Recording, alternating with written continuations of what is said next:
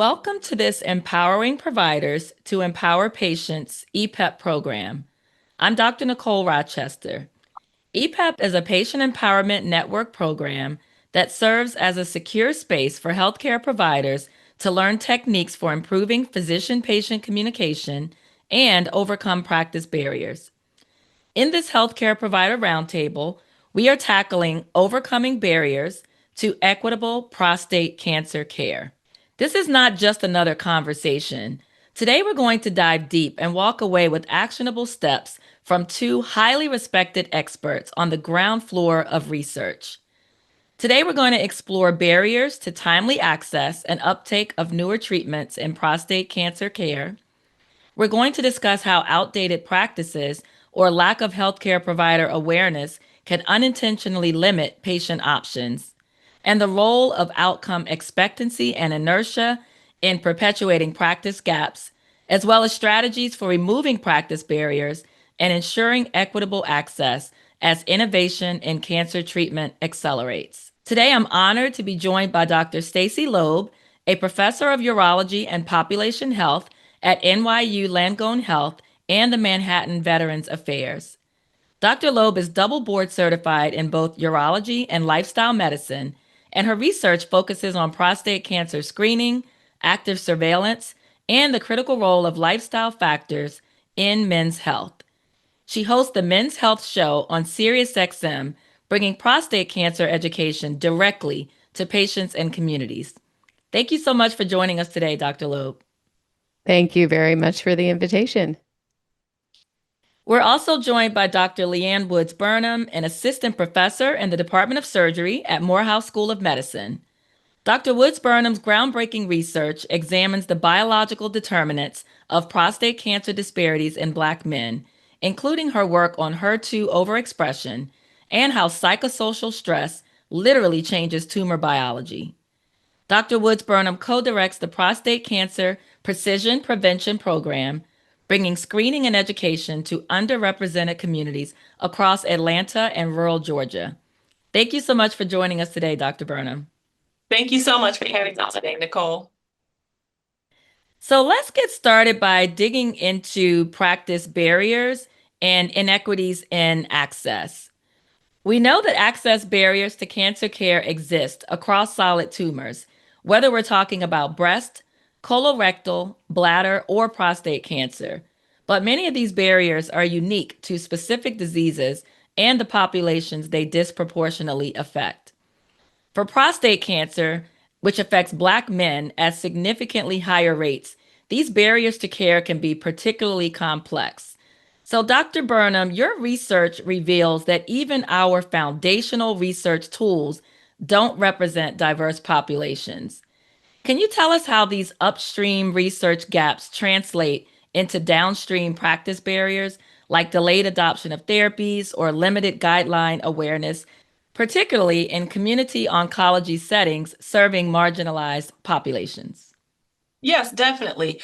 So when we're talking about the ability of research tools to represent diverse populations, we have to start with the facts that prostate cancer is aggressiveness is driven by so many different factors, right? So some of these factors are biological, and we know that there are genetic variants that are likely to lead certain populations to have more aggressive prostate cancer. So when we're talking about in the US, the highest risk population being men of West African ancestry, you really want to keep this in mind as you're developing research tools and experimental models that are going to be inclusive. And so part of that is recognizing that at the very beginning of the science, when you're designing your experiments, when you're designing your research studies and your clinical trials, that you make sure that you have biospecimens that are representative of all populations. You want to make sure that whether you're using cancer cell lines in the lab, that you have cancer cell lines that come from men of different disease stages of prostate cancer, different ancestral backgrounds included in that. Also, when you're working with animal models or PDX models, and you're receiving xenograft derived from patients that have various backgrounds. You want to make sure that men that are at worse risk for worse outcomes, that those tissue samples are represented. And so a lot of times, unfortunately, what we notice is that these experimental designs don't always include varied ancestral backgrounds in the design. But for those of us who do like to include them in the experimental design, some of these resources are limited for us. And so it's really exciting for researchers today who are actively trying to expand diverse biospecimens that are available to scientists to be able to improve what we're looking at an earlier onset of the process, at the scientific process. Was because what we know is then when you're then talking about drug development and designing therapeutics that we know can work well in all populations, what history has shown us is when we don't take into account people of different backgrounds and how their ancestry can affect their treatment response, then sometimes we don't see a uniform treatment response. So we see this whether we're looking at blood thinner medications for Black people versus other people. We know this in terms of some lung cancer treatments and how people of Asian ancestry respond different than people of other genetic ancestry. Those are just a few examples, but the reason it's so important to start at the bench at being inclusive is because then that translates into our drug discovery. And then as we go down the line, as we talk about clinical trial enrollment and then standard of care treatment options in the clinic, of course, it's always important to think about that as well. But the last point I want to make in response to this topic is it's so important when you're looking at the pipeline of the medical student to the resident, to the physician, to the postdoctoral fellow, to the academic faculty member who is designing some of these studies. It's important when you're looking at a pipeline is what we know, what studies have shown us, and what I know from personal experience is that when you have family members who are affected, or when you come from a community that sees worse outcomes of disease more frequently than maybe some other communities, you have a personal drive, in addition to your academic prowess, but you have a personal drive to give back and to reach back. And a lot of people do that. And so that's, to me, why the pipeline is so important, because if you have a pipeline that is representative of all populations, then when we go and get our MDs and our PhDs and our JDs and all of the degrees to help to progress health outcomes, then you have more of a fuller picture sitting at the table, at the decision-making tables, to help move the needle forward. Thank you so much, Dr. Burnham. I feel like you just took us through such a great progression of how these upstream challenges lead to the downstream outcomes and the disparities and the inequities that we see clinically. So thank you so much for sharing that. Dr. Loeb, you work across both the Veterans Affairs systems and academic medical centers. From your perspective, where does the breakdown happen between what we discover and who actually benefits from those discoveries? Yes, this is a great question. And really, I think it's at many different levels where the breakdown can occur. There's systemic and societal factors. Even piggybacking on what Dr. Burnham was talking about, we've looked at diversity of representation in online content about prostate cancer in general and about prostate cancer clinical trials, and found, for example, limited representation of Black and Latinx individuals. And these things actually do have downstream impact. For example, we found that among many Black males with prostate cancer, because they hadn't seen any Black faces, some even thought they were at lower risk of prostate cancer, or perhaps that Black men don't get prostate cancer. So I think we need to think of these things very broadly, including even what people are exposed to when they look online about prostate cancer. But then, this leaky pipeline is something that occurs not just in prostate cancer, but really across the boards. Why does it take so many years for only a proportion of the great discoveries of research to get implemented in clinical practice? And, there can be barriers at the organizational level, the patient level, the physician level.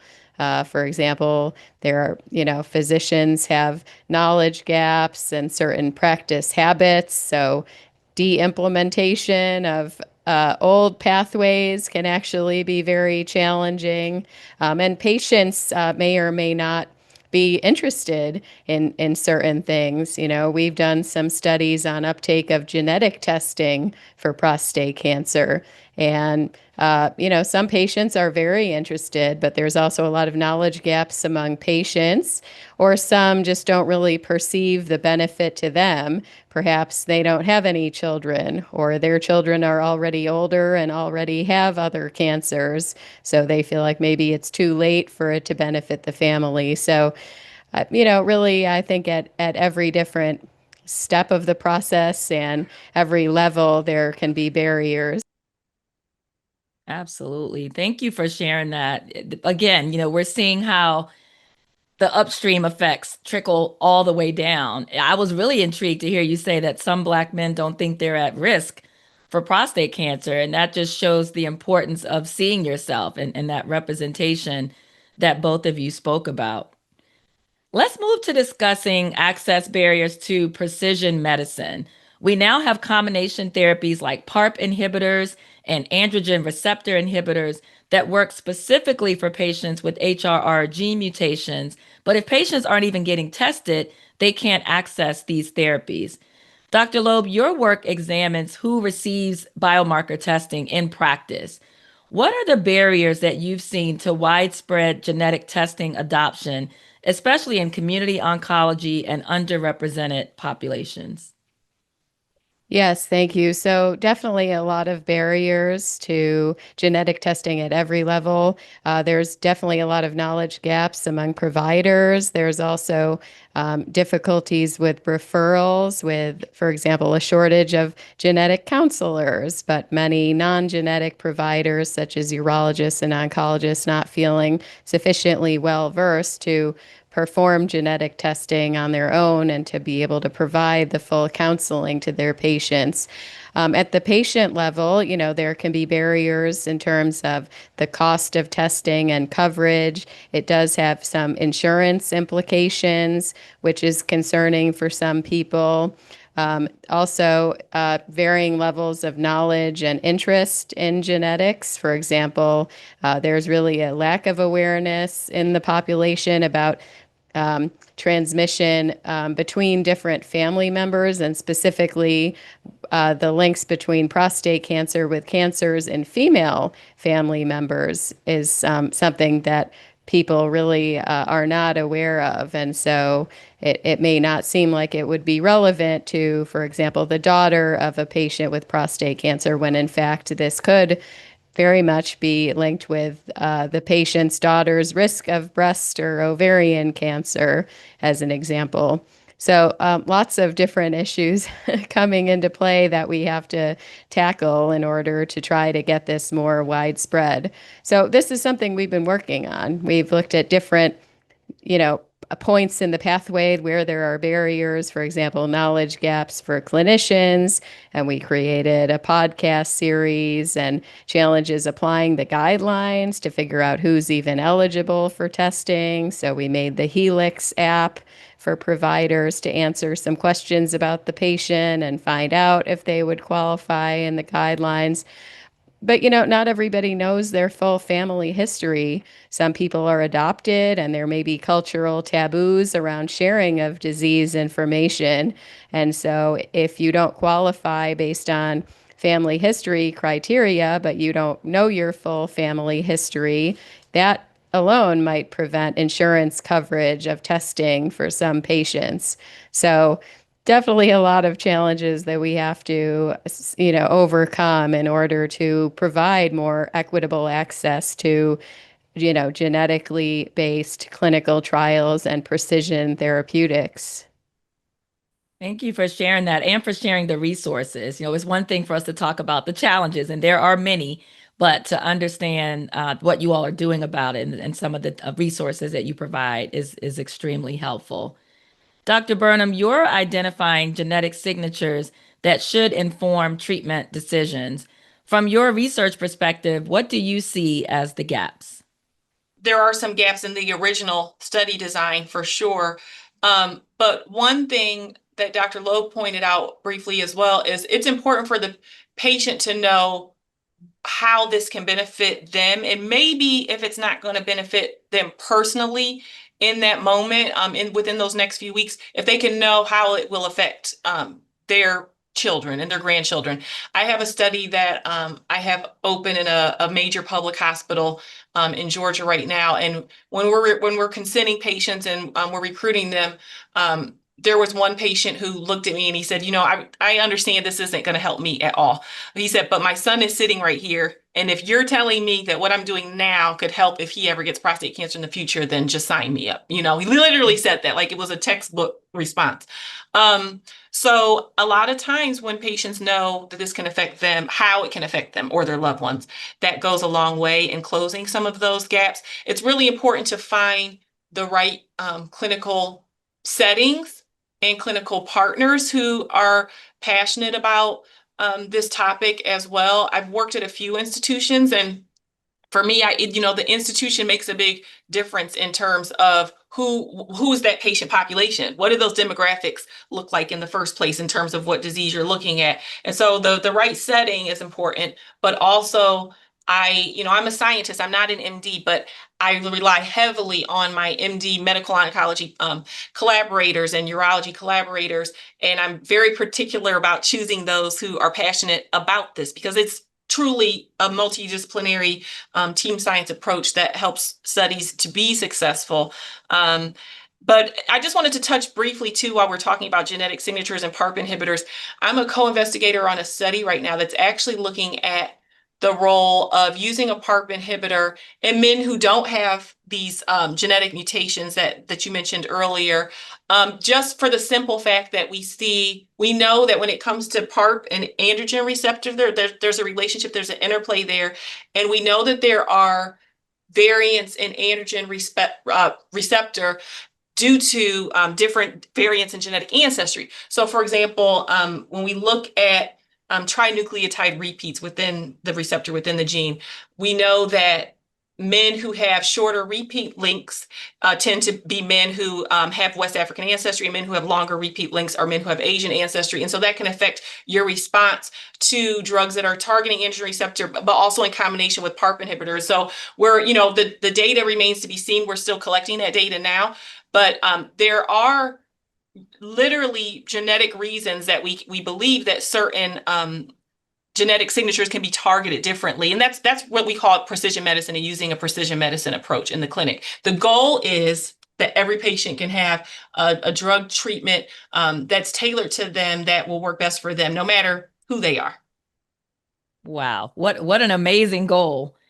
That is incredible. Thank you for sharing that. And thank you for sharing the study and also the importance of, what you call it, cultural sensitivity, cultural resonance, being culturally informed, but this idea of meeting patients where they are and that gentleman wanting to participate because of his legacy and because that would benefit his son. And those are the conversations that we need to have. So thank you for sharing that.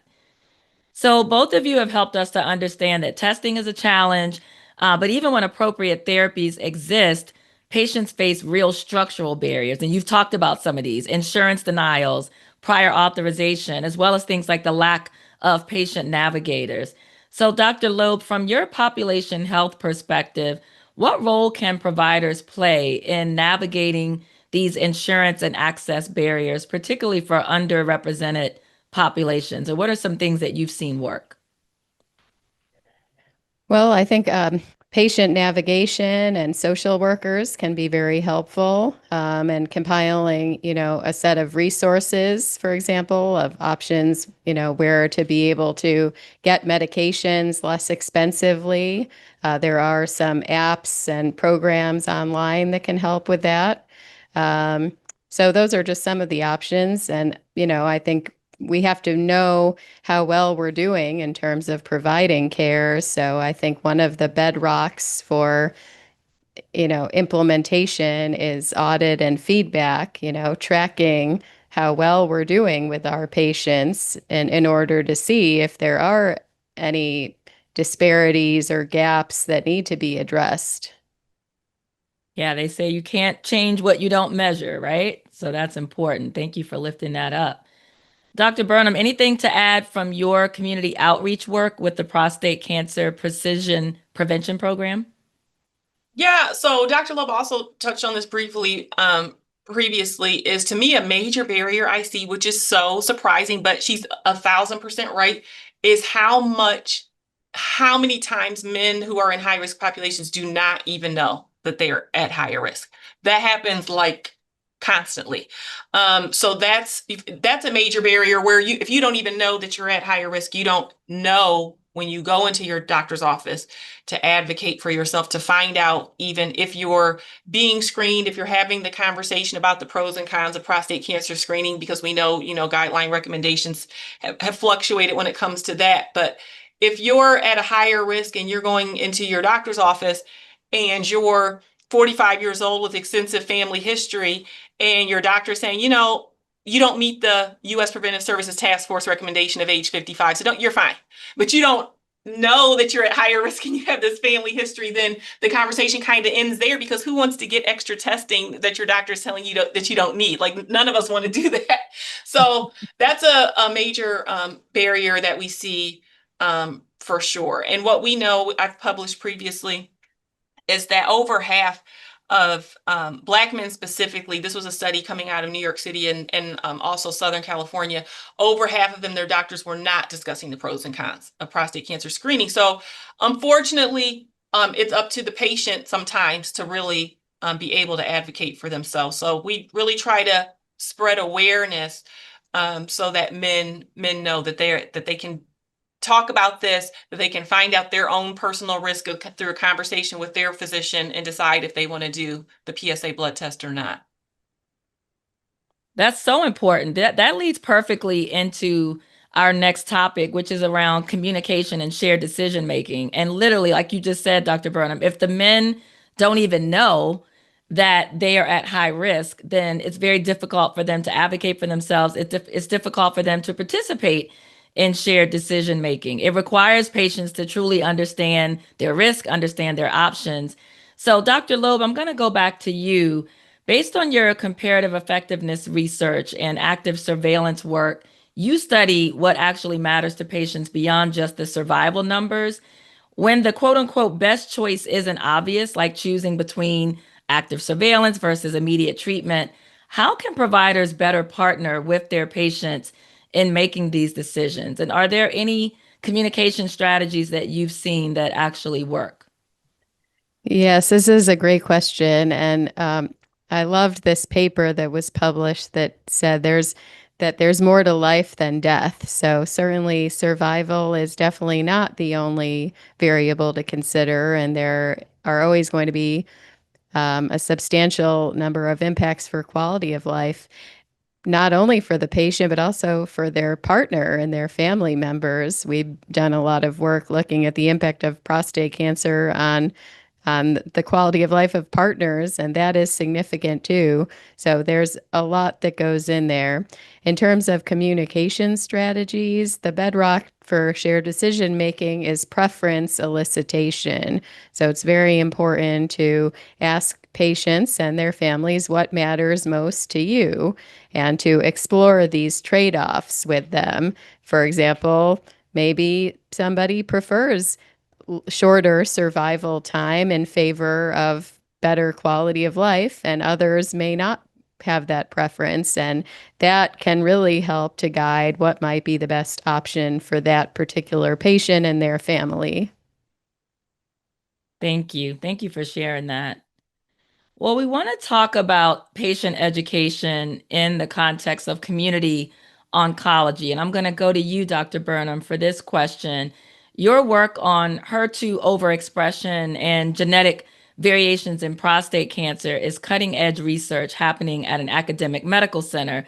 But we know the reality is that most prostate cancer care happens in community oncology settings. How do we bridge that gap? And what needs to happen to ensure that innovations like ancestry-informed biological insights and some of the other amazing things that you've been talking about reach the community providers and their patients, particularly in marginalized communities? So this is going to be like a personal anecdotal approach, because how I had to do it was literally move my family across the country. Because what happened was, when I started this HER2 journey a few years ago and saw that there was this link between HER2 and West African genetic ancestry, and realizing the implications that could have in the prostate cancer space and the ability to fast track potential treatments due to, repurposing of currently FDA approved drugs. I knew that I wanted to be able to have the biggest impact and collect as much data as I could sooner rather than later. And so when the opportunity came for me to relocate to Atlanta, Georgia, Atlanta has the third worst incidence and mortality for Black men with prostate cancer in the nation. So it's only behind Washington, D.C. and Detroit. And so coming to Atlanta, I learned the landscape very quickly because, as you pointed out, an academic setting is different than what's actually reaching the patient. And I work at an academic institution for sure. So I was very intentional my first 3 months, really finding out what the clinical landscape looks like in Atlanta. And so was quick to form collaborations with comprehensive cancer centers, with public hospitals in the area, with some FQHCs. And so as I would talk to them about what we were finding, and we put our heads together in regular meetings, I sort of built this team out that was going to address this from multiple institutions at one time. Now, is that easy? Absolutely no way. It's not in any way, shape, or form, because you have to do all the legal agreements and confidentiality agreements and data transfer agreements and material transfer agreements and all of those things. So we had to work to get that in place, which can take, several months, even up to a year. But once that was in place, then we were able to hit the ground running, because one comment I heard a nurse say at one of the hospitals that I was visiting, and I don't want to knock her approach because I was a new face coming in town to where she was working, but I overheard her say, well, who does she think she is, and why can't she do this over where she's at?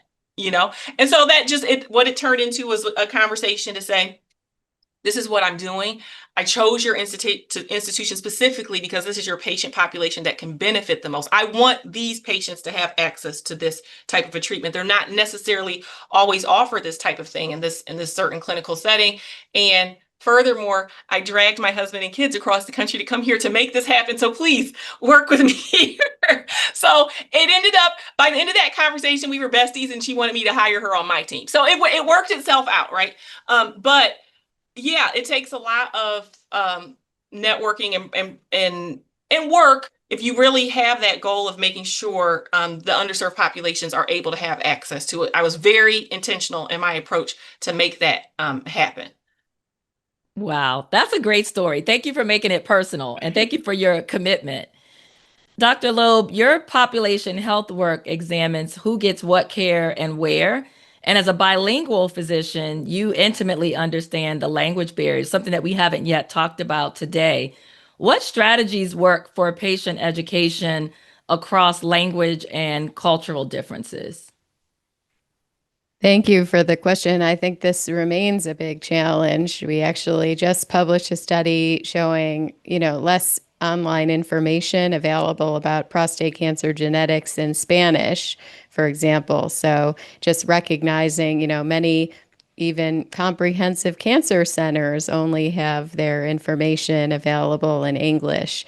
And that presents a lot of barriers. Published studies have shown, for example, that non-English preferring patients are less likely to receive genetic testing for prostate cancer. So this would, of course, then affect eligibility for clinical trials, eligibility for precision therapeutics, not to mention downstream impact for cancer risk for the patient and their family members.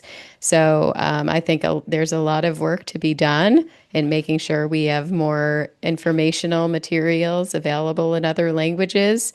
Back to what Dr. Burnham discussed earlier, the critical importance of diversifying the workforce and also having staff in clinical settings who speak other languages and from different cultures who can help to narrow that gap with the patients. Unfortunately, we're in the midst of a study right now about genetic testing, and there is very highly variable experience with third-party translation services. Some are excellent, but sometimes the translator themselves are not as comfortable with complicated cancer terminology or genetic terminology. So that can present a barrier as well. So I think this is definitely a work in progress to make sure that we're able to provide the same high quality of care for our non-English preferring patients. Absolutely. Thank you. This is also important as we continue to strive to provide equitable care. Everyone deserves access to these groundbreaking therapies that you all have described. This has been a riveting conversation. Thank you both for sharing your insights, for sharing your expertise with providers today. There's so much that we could say, but in summary, you all have shared how structural barriers and really the things that impact upstream decisions about who gets tested and who is enrolled in clinical trials, and the discussions and the language that we even use to talk about clinical trials, and how the research that's being done doesn't always make it to the people who need it the most, and what we as healthcare providers can do to bridge those gaps. So just thank you so much for everything that you have shared today. And thank you to you all for tuning in. We're proud to present this healthcare provider roundtable as part of the Patient Empowerment Network's EPEP initiative, empowering providers to empower patients, helping providers support their patients every step of the way.